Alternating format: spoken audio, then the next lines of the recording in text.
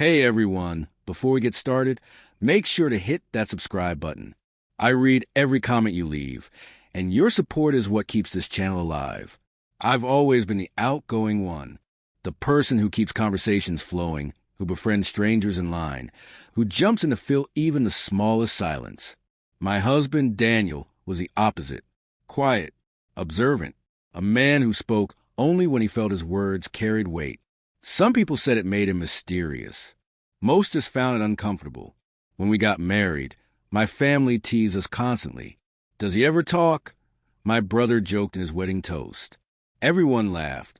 I forced myself to laugh too, even though something inside me tightened. Daniel didn't offend himself. He just gave a soft, knowing smile, raised his glass, and murmured, "It's the quiet moments that tell the truth." The room chuckled, assuming it was cute. I remember thinking, what does that even mean? As the years passed, the teasing didn't fade. It just changed shape. At gatherings, my friends would nudge me and say, "Maya, does your husband even exist? Or did you marry a shadow?" If Daniel answered slowly, someone would snicker, "Look, he speaks."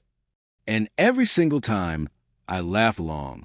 Not because it was funny, because I didn't want to seem overly sensitive. I let them make him the joke. I let myself join them. Gradually, something shifted. Daniel didn't stop coming to events, but he stopped trying to be part of the conversation. He would sit quietly, listening with that calm, distant focus he had. Sometimes his hand would rest gently on my back, almost like he was reminding me that he was there.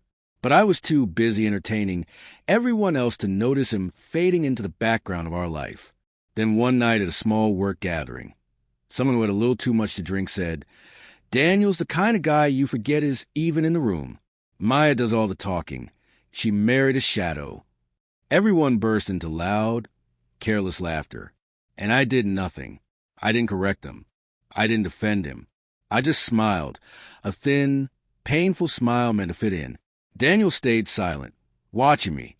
Not angry, not wounded, just observing. And somehow, his quiet disappointment was louder than all their laughter. The next morning, he made breakfast like he always did.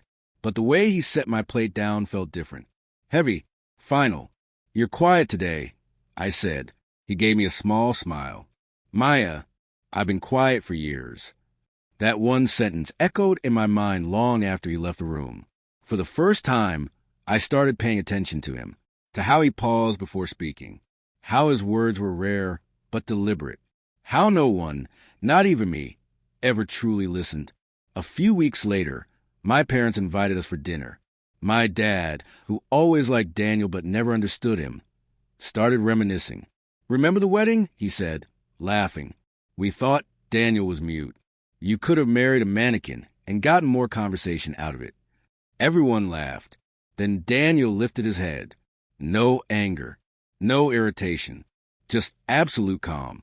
He set down his fork, wiped his mouth, and said quietly, "It's odd, isn't it?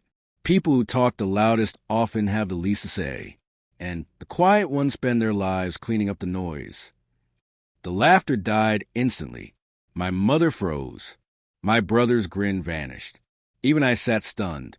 Daniel wasn't insulting them. He wasn't trying to make a scene.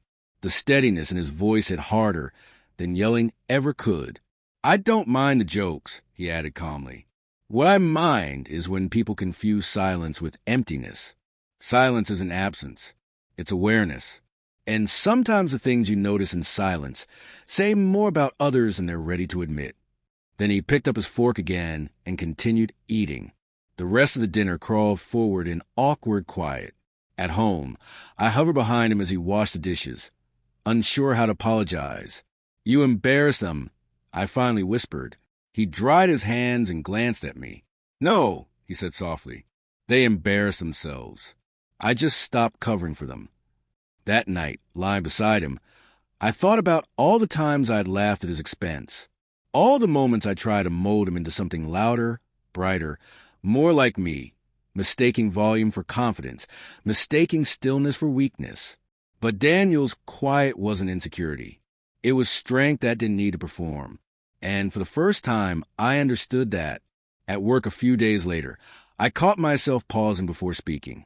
I noticed how people use chatter to hide discomfort. I saw laughter used as a shield, not joy. A few evenings afterward, our usual group of friends came over.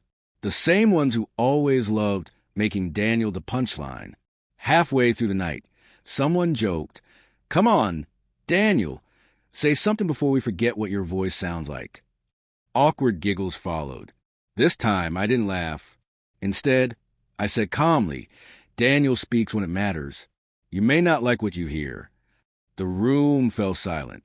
Daniel looked at me, really looked, and for the first time in years, I saw pride in his eyes, not because I defended him, but because I finally saw him. After everyone left, I asked, "Did those jokes ever bother you?" He thought for a moment. "They used to," he said, "until I realized that people mock what they don't understand. And when they try to silence something that makes them uncomfortable, it says more about them than the person they're mocking." He squeezed my hand. "You were uncomfortable with silence, too, once." I smiled. "Not anymore." "Then you finally learned to listen," he said gently. It wasn't dramatic. It wasn't poetic. It was simply the truth. And somehow, that truth filled the quiet more beautifully than any laughter ever had. Little by little, I changed. I stopped rushing to fill pauses. I stopped trying to prove anything. I learned that silence reveals who's at ease with themselves and who's terrified of being unseen. People still talk too loudly. They still make jokes that aren't kind. But now, I just smile, not with anger or arrogance, but with understanding. Because Daniel was right that night when he said, "It's the quiet moments that tell the truth." They do. And that one calm sentence didn't just hush a room. It reshaped the way I listen, the way I love, and the way I understand strength.